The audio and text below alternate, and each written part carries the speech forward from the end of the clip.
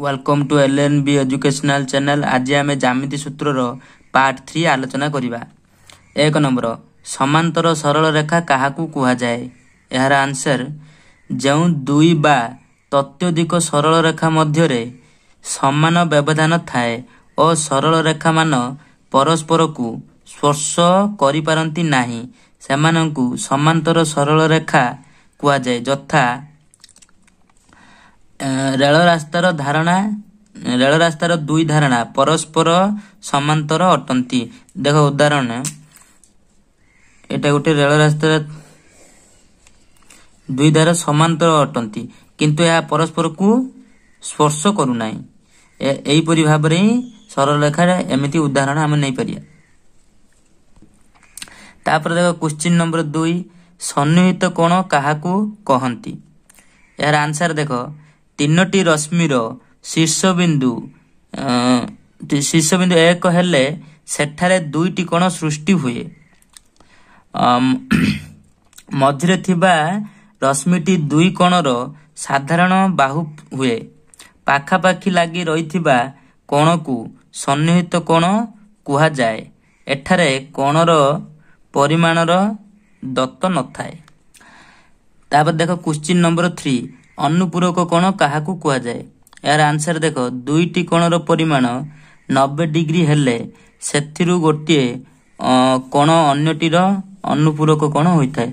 देखो एटा गोटे समकोणी त्रिभुज नै जिबा।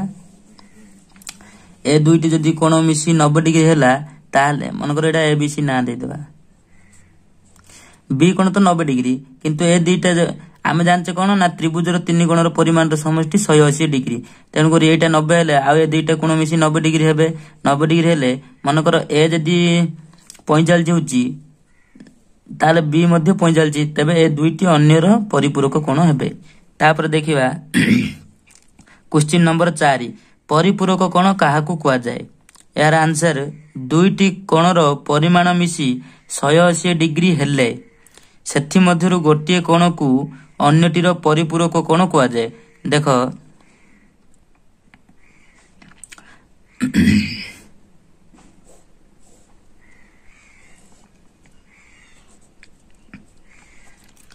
देखो मन करो या गोटे एबीसी त्रिभुज गोटे।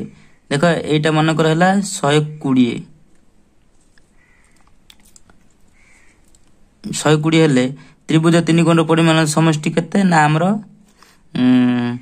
180 डिग्री। एटा 120 हेले ए दुईटा मिसी निश्चित भाव में 60 डिग्री हेबे। मन करो हो 60 हेले 120 30 30 60 ये 30 ये 30। देखो ए जा मिसिला हमर केते हेबे ना 180 हेबे माने ए दुईटा मिसी रे आ सहित मिसी 180। देखो त्रिभुजडा जदि हम एमिति कर दबा 180 देखो A B C D F एटा समांतर मध्य जाउची तेनु करी ए हेबो 180 डिग्री। ताब देखो क्वेश्चन नंबर 5 सरल सन्निहित कोण काहाकू कुहा जाए। देखो यार आंसर एक सरल रेखार ऊपरे एक रश्मि दंडायमान हेले सेठारे जेउ कोण द्वय सृष्टि हुए ताहाकू सरल सन्निहित कोण कुहा जाए। अन्य अर्थरे एक बिंदु ऊपरे गोटे दुईटी एही दुईटी कोण सृष्टि हुए बा दुईटी कोणर यह एक साधारण बिंदु थाए तेबे से कोण द्वय को सरल सन्निहित कोण कुहा जाए। तापर देखा क्वेश्चन नंबर 7 तापर देखिया क्वेश्चन नंबर 6 प्रतिप कोण बा विपरीत कोण काहाकू कुहा जाए। यार आंसर देखो दुईटी सरल रेखा परस्पर को छेद कले जेउ कोण सृष्टि हुए ताहाकू प्रतिप बा विपरीत कोण कुहा जाए। उदाहरण नहीं देवा देखिबा। देखो दुईटी सरल रेखा आइसी परस्पर को छेद कले गोटे बिंदु छेद कले याकू प्रतिप कोण कहबा। अर्थात प्रत्येक कोण सम्मुख रे थिबा कोणटी सह समान ताहाकू प्रतिप बा विपरीत कोण कहंती। त्रिभुजर दुईटी बाहु समान हेले ताहार कोण त्रय समान समकोणी त्रिभुजर कर्णर दैर्घ्य। देख समकोणी त्रिभुजर कर्णर दैर्घ्य बाहर करिया सूत्र लंबर स्क्वायर प्लस भूमिर स्क्वायर रूट भितर तापरे दुईटी समांतर सरल रेखा को अन्य एक रेखा छेद कले उत्पत्ति हेउथिबा एकांतर कोण अनुरूप कोण और प्रतिप कोण मान परस्पर समान कौनसी त्रिभुजर बहिस्थ कोणर परिमाण तार अंतरस्थ दूरवर्ती कोणद्वयर समष्टिर संगे समान। देख उदाहरण नहीं जा दुईटी कोण नहीं जा देख ये गोटे छेद ए बहिस्थ कोणर परिमाण मनकर ए बी सी हूँ गोटे बहिस्थ कोण आ गोटे बी सी एटा ना देवे डी। देख ए बी डी और बी सी डी ए दुईटी कोणर परिमाण जतिके आसीबो ए बी सी रो परिमाण सह समान हेबो। तापर देख क्वेश्चन नंबर 7 समकोणी त्रिभुज काहाकू कुआ जाए।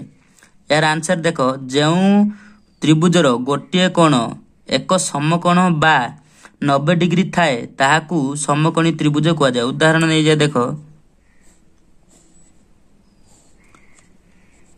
ए बी सी होची गोटे समकोणी त्रिभुज कौन पे ना आमर एंगल बी कोण होची 90 डिग्री ए दुईटी मिसले मध्य 90 डिग्री हेबे। त्रिभुजर गोटे कोण जदि 90 डिग्री होइथाय ताले ताहाको आमे समकोणी त्रिभुज बोली कहिथाउ। तापर देख क्वेश्चन नंबर 8 सूक्ष्मकोणी त्रिभुज काहाकू कुआ जाए। यार आंसर देख जो त्रिभुजर तीनोटी कोणर परिमाण 90 डिग्री रु कम थाए ताहाकू सूक्ष्मकोणी त्रिभुज कुआ जाए। एक सूक्ष्मकोणर परिमाण 90 डिग्री रु कम देख आम गोटे त्रिभुज नहीं जाए बीसी आम कौन जानते ना त्रिभुजर तीन कोण परिमाण समष्टि होची 180 डिग्री ताहले एंगल ए कोण मध्ये 60 हेबो ये मध्ये 60 हेबो ये मध्ये 60 हेबो माने 6 3 18 देख एंगल ए कोण देखिया माने 90 डिग्री रु कम आछि बी देखिले 90 डिग्री रु कम सी देखिले 90 डिग्री रु कम जे कोनोसी गोटे कोण मध्ये 90 डिग्री रु कम आ दुईटी कोण जदि जोड़ी देबा ताहले 90 डिग्री रु अधिका हो जिवो ताहा स्थूलकोण हो जिवो। तापर देख क्वेश्चन नंबर 9 स्थूलकोणी त्रिभुज काहाकू कुआ जाए। यार आंसर देख जो त्रिभुजर गोटे कोण 90 डिग्री ठारू अधिक और 180 डिग्री रु कम ताहाकू स्थूलकोणी त्रिभुज कुआ जाए। एक स्थूलकोणर परिमाण 90 डिग्री रु अधिक मात्र 180 डिग्री रु कम। देख एठार आमे गोटे उदाहरण नै जिया A B C D F जा नेले मध्ये हबो मु एठार ए बी सी नै जाउची ए बी सी देख आर कोनोसी मध्ये गोटे कोण मनकर एटा देखिले 120 डिग्री आसीओ जहा कि 90 डिग्री रु अधिका और 180 डिग्री रु कम हबो तेनु करी एहा को आमे स्थूलकोण कहबा। या जदि हमर 120 आसिला ताले ये निश्चित भाबरे 30 30 60 डिग्री आसीए काहे कि ना त्रिभुजर तीन कोणर परिमाण समष्टि 180 डिग्री। तापर देखिबा क्वेश्चन नंबर 10 परिवृत्त काहाकू कुआ जाए। यार आंसर देख त्रिभुजर शीर्ष बिंदु त्रय को धारण करिबा वृत्त को उक्त त्रिभुजर परिवृत्त कुआ जाए और परिवृत्तर केंद्र बिंदु सही त्रिभुजर परिकेंद्र कुआ जाए। परिकेंद्र ठारू वृत्तर परिधि उपरे कौनसी दूरता परिवृत्तर व्यासार्ध अटे।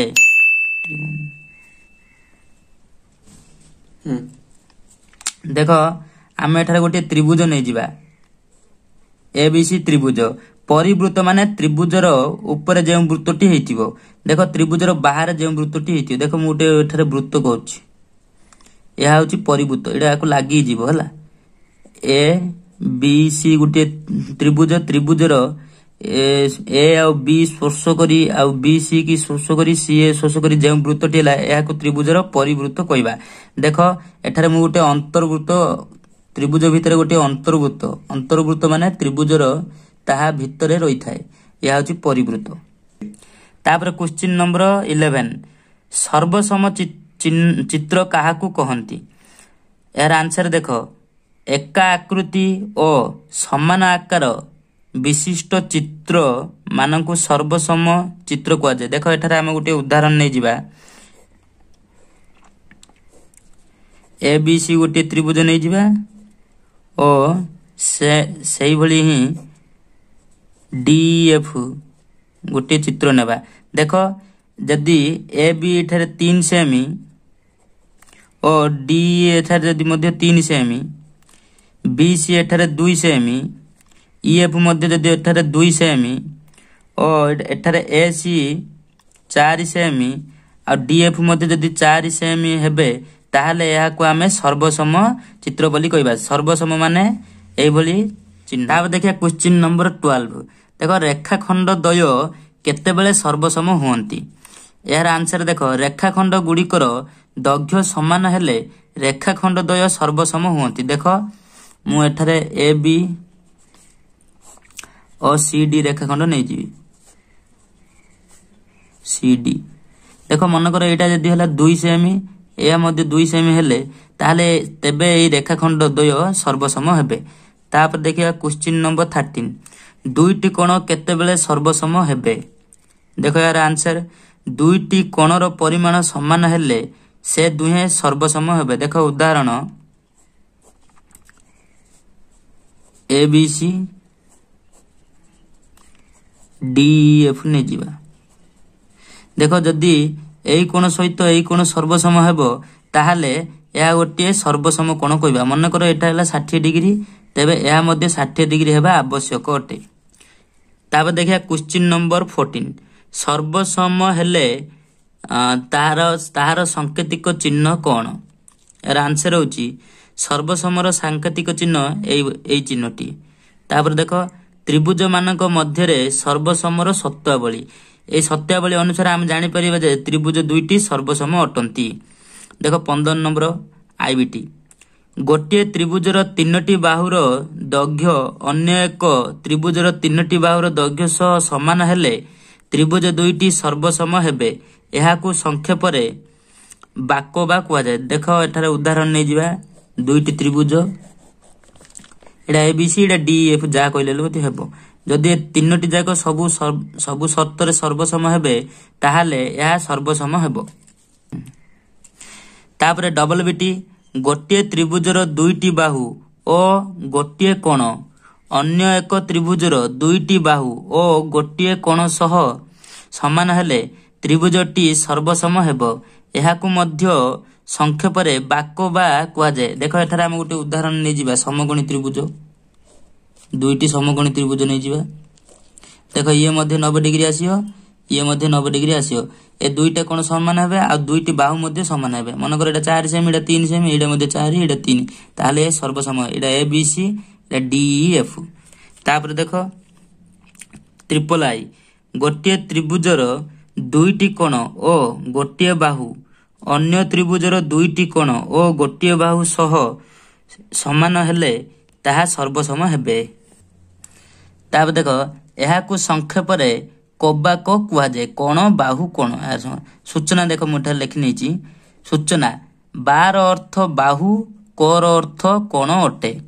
तापर देखो आईवी समकोणी त्रिभुजर समकोण कर्ण ओ गोटे बाहु अन्य एक समकोणीर कर्ण ओ गोटे बाहु सह समान हेले त्रिभुज द्वय सर्वसम हुए।